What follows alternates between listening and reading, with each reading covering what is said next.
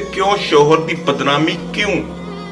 जदों उस घर च औरत ने सारी जिंदगी रहना है, अपने मां बाप नूं छड्ड के एदे लड़ लग गई है। अच्छा मिलिया बुरा मिलिया जैसा मिलिया मुकद्दर दा मन्निया होया क्यों नहीं मानदियां? क्यों हर जगह जाके रिश्तेदार भैन भरा खाला चाचे मामे इन्हां दे घर जाके शोहर दी बदनामी कीती जांदी? कि सिर्फ रोटी मोहब्बत है? कि सिर्फ कपड़े मोहब्बत है?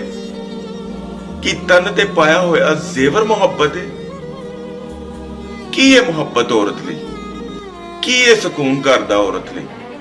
कि सुबह तो लैके शाम तक रात तक धुप च पिसदा मेरा शौहर सिर्फ मेरी एक रोटी लई, मेरी छत लई?